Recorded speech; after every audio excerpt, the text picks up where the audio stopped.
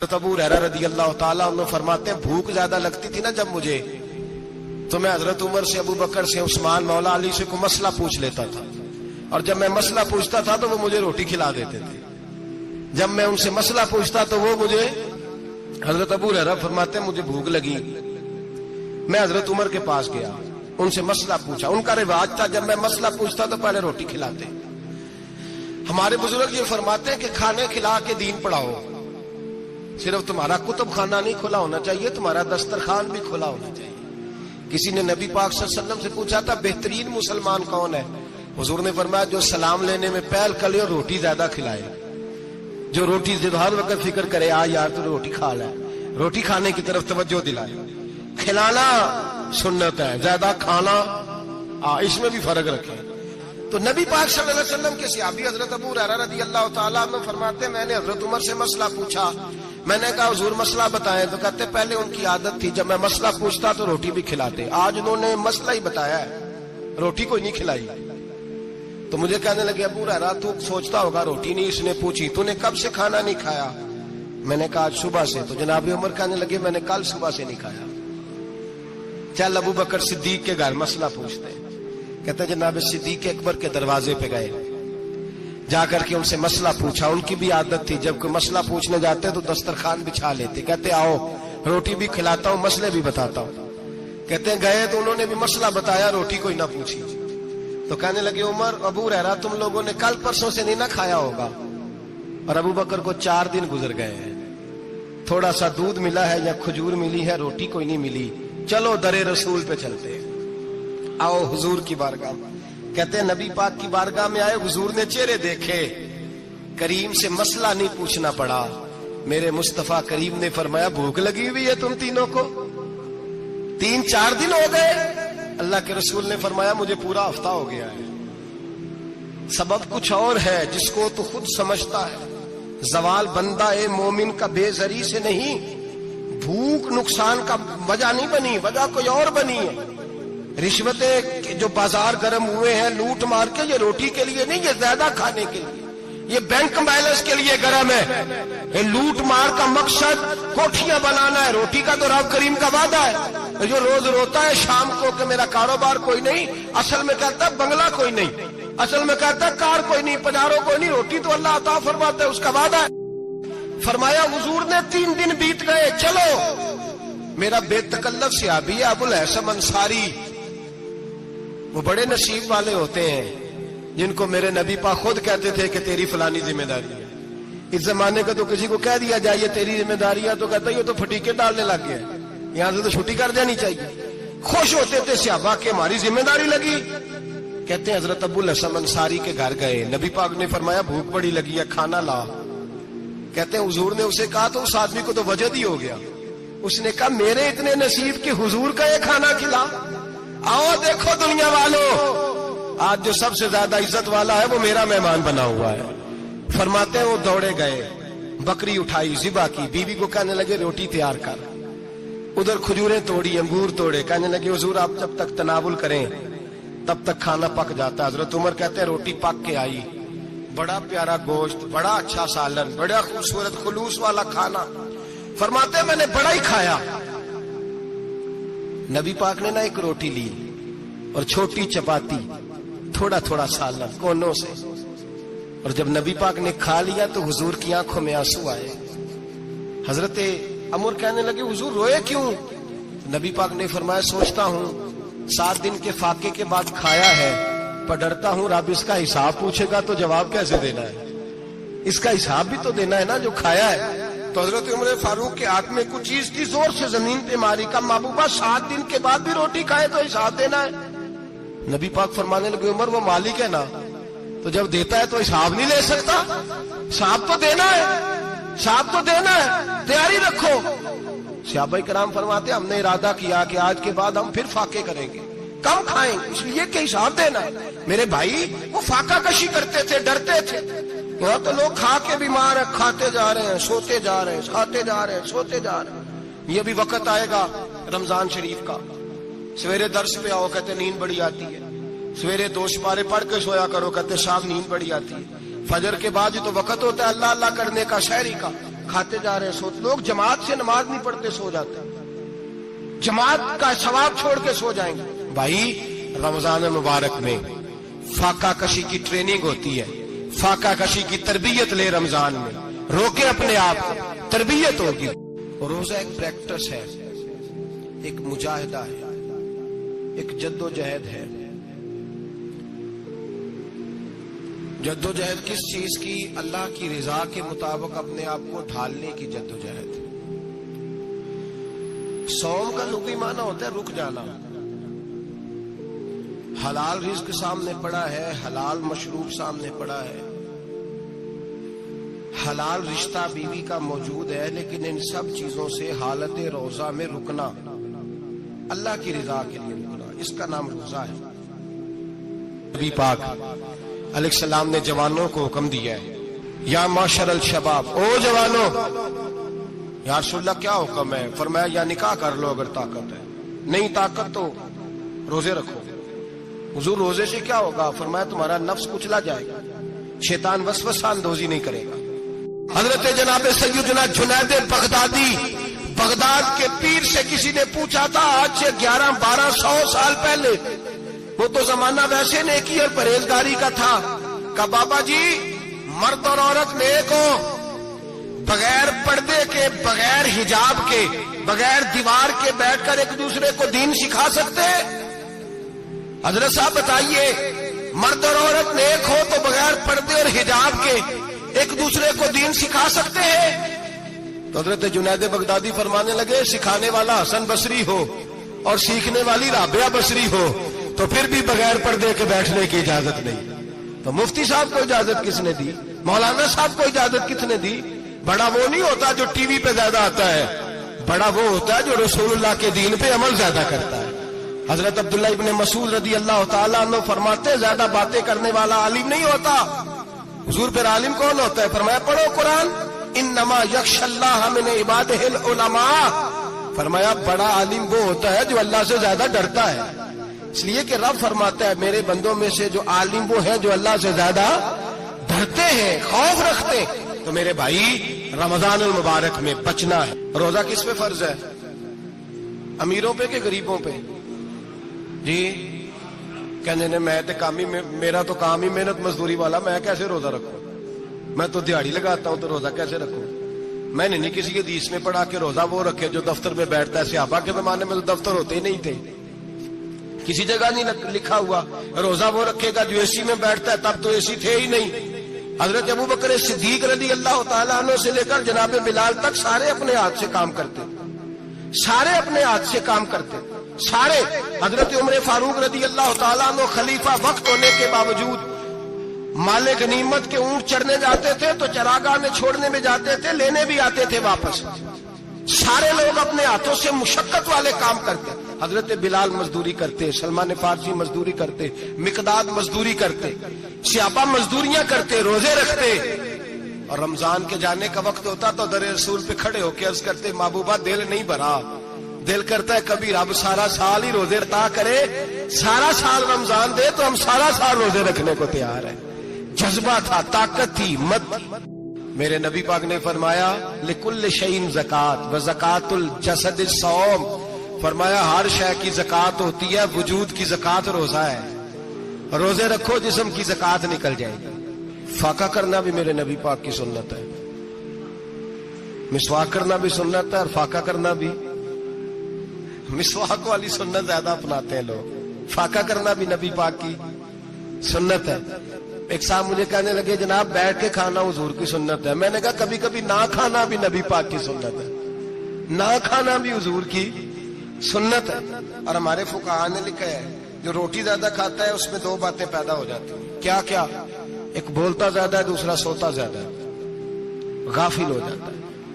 فقہ اور حکیم اطباء ڈاکٹر کہتے ہیں کہ پیٹ خالی رہے نا جس آدمی کا, اس کا حافظہ مضبوط ہوتا ہے, اس کے ذہن کی گرہ کھلتی ہے. زیادہ کھانے سے تو خماری چڑھتی ہے. رمضان المبارک وہ عزت اور عظمت والا مہینہ ہے جس کا تعارف کسی عام آدمی نے نہیں. رب کریم کے قرآن نے بیان فرمایا ہے اور میرے مصطفیٰ کریم کی زبان اطہر نے بیان فرمایا ہے. کہ نہ آنے سے پہلے بخاری مسلم میں حدیث ہے، حضرت سلمان فارسی رضی اللہ تعالیٰ عنہ کہتے ہیں رمضان شروع ہونے سے پہلے نبی پاک نے ہمیں مسجد میں بلایا اور خطبہ ارشاد فرمایا باقاعدہ، اور ارشاد فرمایا لوگوں تم پر ایک مہینہ آنے والا ہے جس میں اللہ اپنے بندوں پر خاص قسم کی رحمتوں کا نزول فرماتا ہے۔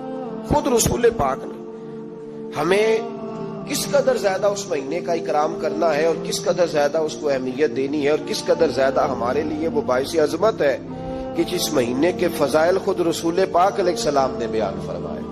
اور نبی پاک صلی اللہ علیہ وسلم نے فرمایا کہ اس مہینے میں تم نفل پڑھو گے تو اللہ فرض کے برابر ثواب عطا فرمائے اور فرض کا ثواب اللہ 70 گنا عطا فرمائے۔ کتنا بولیے؟ وہ صحابہ کا مزاج یہ تھا کہ جہاں انہیں پتہ چلتا تھا نا اس نیکی کا ثواب زیادہ ہے تو وہ بھاگ کر اس نیکی کی طرف توجہ کرتے تھے۔ آپ صحابہ کی سیرت کی کتابیں دیکھیے، حضرت انس بن مالک رضی اللہ تعالیٰ عنہ فرماتے ہیں جب نبی پاک علیہ السلام نے رمضان کی شان بیان کی تو صحابہ کا یہ مزاج بن گیا کہ وہ اپنے سارے کام رمضان سے پہلے سمیٹ لیتے تھے، رمضان شریف سے پہلے سارے کام سمیٹ لیتے، لینے دینے کے معاملات صاف کر لیتے، خریداری ہو جاتی، گھر کے اندر کوئی کام کرانا ہوتا تو وہ رمضان سے قبل کرا لیتے، یکم رمضان کو وہ مسجدوں میں ڈیرے لگا لیا کرتے تھے۔ وہ کہتے تھے نیکیاں جمع کرنے کے ایام ہیں، نیکیاں۔ دیکھیں نا سب سے مصروف ترین زندگی ہمارے نبی پاک صلی اللہ علیہ وسلم کی زندگی ہے۔ 23 سالوں میں نبی پاک علیہ السلام نے 2300 سالوں سے بھی زیادہ کام کیا، بڑا مصروف وقت تھا حضور کا۔ تین زندگی نبی پاک کی، اس کے باوجود اللہ کے رسول ہر سال 10 دن کا اعتکاف کرتے تھے، ہر سال۔ ایک سال جہاد پہ گئے تھے، اعتکاف نہیں ہو سکا، اگلے سال میرے نبی پاک نے 20 دنوں کا اعتکاف فرمایا۔ میرے نبی پاک صلی اللہ علیہ وسلم نے فرمایا 11 مہینے جنت سجائی جاتی ہے اور پھر رمضان میں اللہ اپنے بندوں کے لیے جنت کے دروازے کھول دیتا ہے۔ 1 گھنٹہ پہلے صفائی کرتے ہیں مہمان نے آنا ہو تو 1 گھنٹہ، ورنہ بچے دوبارہ سے پھر چیزیں بکھیر دیں گے۔ 1 گھنٹہ پہلے صفائی ہوتی ہے، لمبی نہیں، لیکن میرے نبی پاک نے فرمایا رمضان کے لیے رب کریم 11 مہینے جنت کو سجاتا ہے۔ چھوٹی بات ہے، روزے آ گئے، معمولی حیثیت ہے۔ ہم لوگ انہی معاملات میں، میں منع کرتا ہوں، ہمیشہ منع کرتا ہوں، آپ کو ہر سال منع کرتا ہوں، میں پابندی سے 1-2 اخبار ڈیلی دیکھتا ہوں، میرا ناشتہ نہیں ہوتا جب تک اخبار نہ ہو، چونکہ بزرگوں کا فتویٰ ہے جمعے کا خطبہ وہ دے جو عالمی حالات سے باخبر ہو۔ ہم کوئی رسمی تقریر نہیں کرتے کہ لوگوں کو کہیں کہ روزے آ گئے تو کون سا مہینہ چل رہا ہے تو مہینے کے حساب سے خطاب ہو۔ رسول اللہ صلی اللہ تعالی علیہ وسلم کی امت کے جو ذمہ دار اور پہرے دار ہوتے ہیں انہیں امت کی پہرے داری کرنی ہوتی ہے، اس لیے وہ یہ نہیں دیکھیں گے کہ کون سا موضوع چل رہا ہے اس پر میں نے 1 گھنٹہ گزارنا ہے، ترجیحات پر بات ہوگی۔ بات یہ عرض کر رہا تھا کہ میں رمضان شریف میں اخبار نہیں دیکھتا، میری اپیل ہے آپ سے کہ آپ رمضان شریف میں نہ رمضان ٹرانسمیشن بھی نہ دیکھیں، ٹی وی پہ خبریں بھی نہ سنیں، سارا سال سنیے خبریں۔ ہماری خبریں سننے سے ملک میں کیا انقلاب آ گیا ہے، یا وہ جو ہم نے چوک میں کھڑے ہو کے تجزیہ کیا تھا اس سے کتنے لوگ سنور گئے۔ چھوڑے، جتنا وقت ملے وہ آ کے مسجد میں بیٹھے، اللہ کے گھر میں وقت گزاریں، ٹائم دیں، عبادت آپ کو زندہ کرے گی، روحانیت پیدا کرے گی، توانائی آئے گی، خوبصورتی آئے گی آپ کے اندر، آپ زندہ رہیں گے۔ دنیا داری دلوں کو مردہ کرتی ہے، قرآن کی تلاوت، اللہ کا ذکر، مسجد کی حاضری روح اور دل کو زندہ کر دیا کرتا ہے۔ مسجد میں بیٹھے، حضرت عائشہ صدیقہ رضی اللہ تعالیٰ عنہ فرماتی ہیں، تفسیر روح البیان میں موجود ہے، کہتی ہے ایک دن حضور اچانک میرے ساتھ آرام فرماتے بستر سے اٹھے نکل گئے۔ ہمیشہ نبی پاک علیہ السلام کا طریقہ مبارکہ تھا جب رات کو تہجد کے لیے اٹھتے تو کہتے ابو بکر کی بیٹی حق تیرا ہے، وقت تیرا ہے، پر اگر تو اجازت دے تو میں اپنے اللہ کو راضی کر لوں۔ آج حضور نے پوچھا ہی نہیں، بستر سے اٹھے چلے گئے۔ کہتی میں اٹھی، میں نے دائیں بائیں دیکھا، محبوب نظر نہ آئے، حضور کی طامت استعمال شدہ پڑی تھی، وہ طامت میں نے اٹھا کے اوڑھ لی اور میں نکل گئی حضور کو تلاش کرنے۔ کہتی ہیں جب میں باہر گئی مسجد نبی شریف کے ساتھ جنت البقیع کی جانب، نبی پاک سجدے میں تھے، کہتی ہے میں گئی، تھوڑی دیر کھڑی ہوئی، حضور نے آہٹ سنی تو پوچھا تو کون ہے؟ میں نے کہا میں عائشہ ہوں۔ تو محبوب نے فرمایا یہ عائشہ کون ہے؟ میں نے کہا یا رسول اللہ میں آپ کی زوجہ. فرمایا زوجہ کیا ہوتی ہے؟ یا رسول اللہ میں ابو بکر کی بیٹی. تو نبی پاک نے فرمایا یہ ابو بکر کون ہے؟ حضرت عائشہ کہتی ہے میرا کلیجہ پھٹنے کو آیا. میں وہاں سے پریشان حال واپس آئی. جب میں گئی تھی تب بھی ہلکی ہلکی بارش تھی, واپس لوٹی تو پھر بھی ہلکے ہلکے قطرے بارش کے گر رہے تھے. میں آ کے ہامتی کامتی بیٹھ گئی. تھوڑی دیر گزری تو نبی پاک تشریف لے آئے. تو حضور صلی اللہ تعالی علیہ وسلم نے مجھے پریشان دیکھا تو کہا عائشہ کیا ہوا؟ کہ حضور آج وہ ہوا ہے جو کبھی نہیں ہوا. یا رسول اللہ میں پریشان ہو گئی. حضور عجیب بات ہے, میں گئی ہوں, آپ نے پوچھا کون ہے تو میں نے کہا میں عائشہ. کا عائشہ کون؟ آپ کی زوجہ. فرمایا زوجہ کون؟ ابو بکر کی بیٹی. کا ابو بکر کون؟ اور پھر حضور میں گئی ہوں تو میرے کپڑے بھیگ گئے, آپ آئے ہیں تو کپڑے خشک ہیں, سمجھ نہیں آئی. تو لفظ سنو حدیث کے. نبی پاک نے فرمایا عائشہ لی مع اللہ وقت, میرا اپنے اللہ کے ساتھ ایک وقت ہوتا ہے. کس کے ساتھ؟ آج میرا دوستوں کے ساتھ وقت ہے, آج میرا گھومنے کا وقت ہے, آج میرا خوش گپیوں کا وقت ہے, آج میرا سیاحت کا وقت ہے, آج میرا پکنک کا وقت ہے. میرے نبی پاک نے فرمایا لی مع اللہ وقت, عائشہ میرا اپنے اللہ کے ساتھ, میرا اپنے اللہ کے ساتھ ایک وقت ہوتا ہے. اس وقت نہ وہاں کوئی فرشتہ آ سکتا ہے, نہ کوئی نبی اور مرسل آ سکتا ہے. جب فرشتہ اور نبی نہیں آ سکتے تو عائشہ اور ابو بکر کیسے آ سکتے ہیں؟ تو کہا یا رسول اللہ پھر وہاں ہوتا کون ہے؟ تو حضور فرمانے لگے ایک میں ہوتا ہوں, دوسرا میرا رب ہوتا ہے, تیسرا کوئی موجود نہیں ہوتا. امت کو درس دیا ایک وقت 24 گھنٹوں میں ایسا لایا کر جس میں تو اپنے رب کو دکھڑے سنائے, جس میں تو دعائیں مانگے, جس میں تو عرض و نیاز کرے, جس میں تو اپنے گناہوں کی معافی چاہے. اعلیٰ حضرت کے والد گرامی سے کسی نے پوچھا, مولانا نقی علی خان صاحب سے, کہ حضرت جی فرعون 500 سال ہی حکومت کر گیا, 500 سال ہی حکومت کر گیا, اللہ کا مقابلہ کرنے والا پکا کافر بے ایمان. تو آپ فرمانے لگے ملا رومی کی وہ کتاب پڑھو مثنوی, جس میں انہوں نے لکھا ہے کہ جب ساری دنیا سو جاتی تھی تو فرعون اٹھ کے مصلے پہ بیٹھتا تھا, کہتا تھا یا اللہ معاف کر دے, رب تو ہی ہے, گناہگار بڑا ہوں پر مہربانی کر. روز معافیاں مانگتا تھا تو رب کریم کی قدرت نے مہلت دی کہ روز توبہ کرتا ہے, چلو ایک دن سچی بھی کاری جائے تو اچھا ہے. اللہ نے مہلت دی. اور میرے بھائی اگر تو روز رات مصلے پہ بیٹھے تو تجھے مہلت ملے, عذاب نہ آئے. اگر تو اپنے رب کے ساتھ تنہائی کرے تو اللہ تجھے مہلت دے, سزا نہ دے. لیکن ہم یہ وقت نکالتے ہی نہیں, اللہ کے ساتھ میت کا ہمارا مزاج ہی نہیں. ترمذی شریف میں نبی پاک علیہ السلام نے فرمایا دنیا داروں کو دکھڑے نہ سنایا کر, مالداروں کے سامنے رونے نہ رویا کر, یہ تجھے کیا دے سکتے ہیں. تو اٹھ کے جائے گا تو کہیں گے محنت کرتا نہیں, روز مانگنے آ جاتا ہے. دنیا داروں کو دکھڑے نہ سنا, پر میں دکھ سنا تو اپنے رب کو سنا, اللہ والوں کو سنا, اللہ کے نبی کو سنا. اس سے مراد یہ سارے کہا دکھڑے اپنے رب کو سنا. اگر تو اپنے رب کو دکھڑے سنائے گا تو تھوڑی دیر ضرور ہوگی, لیکن ایک دن ایسا ضرور آئے گا. میرے مصطفیٰ کریم فرماتے ہیں رب تجھے دنیا سے بے نیاز کر کے مالا مال فرما دے گا. دھوکے کا مزاج نہ بنا, کینچی لے کے نہ گھوم کے کیسے جیب کاٹ سکتی, اللہ کو دکھڑے سنا. حضرت عائشہ عرض کرنے لگی حضور چلے یہ تو سمجھ آ گئی, لیکن بارش مجھ پہ پڑی آپ پہ پڑی نہیں. تو کہا عائشہ تم نے اڑا کیا تھا؟ کہا حضور آپ کی تامت. فرمایا بارش کوئی نہیں تھی, جب تو نے میری تامت لی تو خدا کی رحمتیں تم پر برسنے لگ گئی. تو حضور کے وجود سے لگی ہوئی چیز کوئی اوڑ لے تو رحمت برستی ہے, تو میرے نبی کی مسجد چومنے سے کیوں رحمت نہیں برستی, جالی چومنے سے کیوں نہیں برستی, جہاں جہاں حضور رکے, جہاں جہاں نبی پاک ٹھہرے وہاں جانے سے کرم کیوں نہیں ہوتا. تو عزیزو یاد رکھو رمضان میں ایک ڈیوٹی آپ نے یہ کرنی ہے کہ عبادت کو وقت دیں, ٹائم نکالیں. جو اتنے سے بھی فارغ ہے نا وہ 19ویں روزے تک کل فارغ ہو کے 20 کو اعتکاف بیٹھے. زندگی میں ایک دفعہ اعتکاف تو ویسے بڑا ضروری ہے. ہمارے بزرگوں نے لکھا ضروری ہے ایک بندہ اعتکاف کر لے زندگی میں ایک دفعہ, ہر سال کرے تو سنت ادا ہوگی. ویسے سنت مؤکدہ الکفایہ ہے, بستی میں اگر کوئی بھی نہ بیٹھے گا تو سارے گناہگار ہوں. وہ حضرت سیدہ اسماء کہا کرتی تھی نبی پاک نے مجھے کہا تھا اسماء اللہ کے راستے میں گن گن کے نہ دینا ورنہ وہ بھی تجھے گن گن کے دے گا. جب ہم رب کریم کو وقت اس طرح دیتے ہیں کہ دنیا داری کے لیے تو ساری ہمارے پاس ہمتیں موجود ہے, اور تراویح کا وقت آیا تو بہانے ڈھونڈنے لگ گیا, تراویح کا وقت آیا تو وہ جو ہے اس نے شروع کر دی بات کہ جناب میرے فلان جگہ تکلیف ہے اور مجھے بلڈ پریشر ہو جاتا ہے تو پسینہ بڑا آتا ہے، تو اب تو آسانیاں ہی بڑی ہیں۔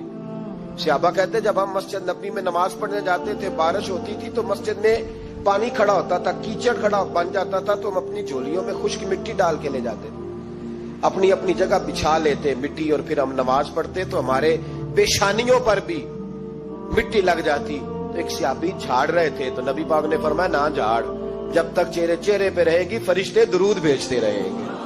اب تو ایسی لگے ہوئے مسجد میں، پھر بھی تو تراویح نہیں پڑھتا۔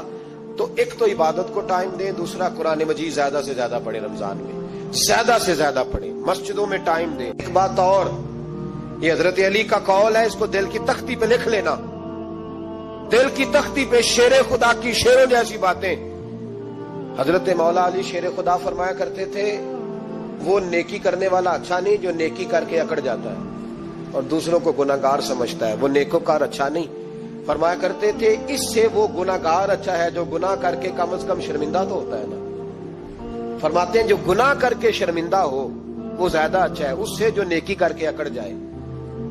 تو تھوڑی سی نیکی کر کے پرہیزگاری کر کے ساری دنیا کو گناہگار سمجھنے لگ جانا، یہ تو بت پیدا کر لیا ہے تو نے اپنے اندر، اس بت کو توڑ دے، پتہ نہیں کون کب آئے اور اللہ کا ولی بن جائے۔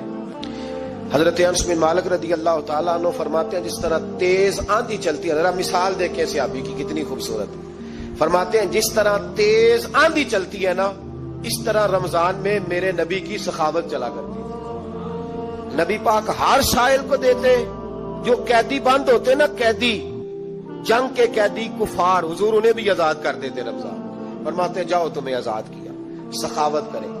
اور میرا مشورہ ہے اس دفعہ غریبوں سے غریب سخاوت کریں، نسخہ دے رہا ہوں امیر ہونے کا، تو سخی ہو جا، رب کریم تجھے امیر کر دے گا، سخی بن جا۔ مالا والے سخی نہیں ہوندے تے سخیاں کول مال نہیں ہوندا، ایتھے اوتھے دوواں جہان نہیں، سخی کنگال نہیں ہوندا، سخی بن جاؤ۔ میرے نبی پاک علیہ السلام نے فرمایا بندہ کبھی بھی جیب کا سخی نہیں ہوتا، سخی وہی ہوتا ہے جو دل کا ہوتا ہے۔ غریبوں کو میرا مشورہ ہے کہ 10 روپے دو لیکن رمضان میں روز دینا، ہر شام دینا، غریبوں کو ساتھ بٹھاؤ، روٹیاں کھلاؤ، افطاریاں کراؤ، غریبوں کے گھروں کے اندر سوٹ پہنچاؤ، مدارس کے طالب علموں کو کپڑے خرید کے دو، جو کچھ نہیں دے سکتا وہ ایک مسواک لا کے دے، ڈیوٹی کرو، اپنے دائیں بائیں غریبوں کا خیال رکھو۔ جن گھروں میں اکثر دیکھتے ہو کہ دال کا شاپر جاتا ہے، وہاں رمضان شریف میں صبح گوشت پہنچاؤ، مہربانی کرو، غریب۔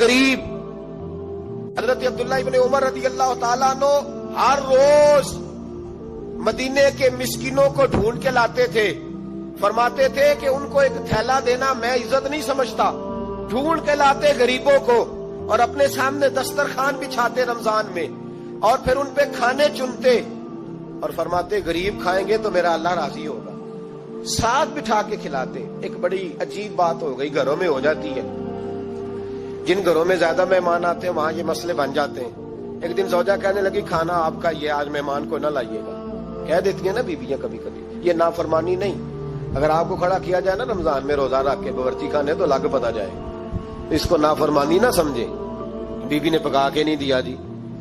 تو حضرت عبداللہ ابن عمر کی زوجہ کہنے لگی آپ کا کھانا ہے، مہمانوں کا کوئی نہیں۔ تو حضرت عبداللہ ابن عمر کہنے لگے اللہ تجھے جزا دے، تو روز پکا کے دیتی ہے، چل اس طرح کر مجھے سرکہ اور کھجور دے دے، روٹی میرے مہمان کو دے دے۔ تو آپ کی زوجہ رو پڑی، کہنے لگی اگر آپ افطاری والوں کا اتنا خیال کرتے ہیں تو میں نہ کروں، مجھے 10-20 منٹ کا ٹائم دے، میں اپنے اوپر وزن بوجھ ڈالوں گی، میں تھوڑی مشقت میں پڑوں گی لیکن مہمانوں کے لیے افطاری کا ضرور بندوبست کروں گا۔ جب نعرہ لگاتے نا تو کیسر و کسرا کانپتے، سفیر آتے روم کے ملنے کے لیے تو کہتے جاؤ عمر نفل پڑھ رہے ہیں، ٹائم کوئی نہیں۔ ایک دن اندر میٹنگ ہو رہی تھی، حضرت عمر میٹنگ میں بیٹھے تھے، آپ کے بیٹے ملنے آئے عبداللہ ابن عمر، ابا جی اندر آ جاؤ، فرمایا دروازے پہ کھڑا ہو میں ضروری بات کر رہا ہوں، اندر نہ آنا۔ جناب عبداللہ ابن عمر کہتے ہیں میں دروازے پہ کھڑا ہو گیا، تھوڑی دیر گزری تو امام حسین بھی آ گئے، ایک حدیث میں ایک روایت میں امام حسن کا لفظ بھی ہے، امام حسین آئے، آ کے عبداللہ ابن عمر سے کہنے لگے عمر فاروق اندر ہے؟ تو کہا وہ اندر تو ہے، تو کہا آپ کیوں دروازے پہ کھڑے؟ کہنے لگے ابا جی نے کہا ہے یہاں انتظار کرو، میں کوئی ضروری بات کر رہا ہوں، لیکن شہزادے میرے لیے کہا ہے، میرے لیے آپ جانا چاہیں تو چلے جائیں۔ امام حسین کہنے لگے امیر المومنین کوئی بات کر رہے ہوں گے، میں ظہر کے وقت مسجد میں مل لوں گا، ظہر کا ٹائم آئے گا نا تو میں مسجد میں مل لوں گا۔ یہ کہہ کے چلے گئے۔ حضرت عمر باہر آئے تو حضرت عبداللہ ابن عمر سے کہا کہ کوئی آیا تو نہیں؟ عرض کی حضور حسین ابن علی آئے۔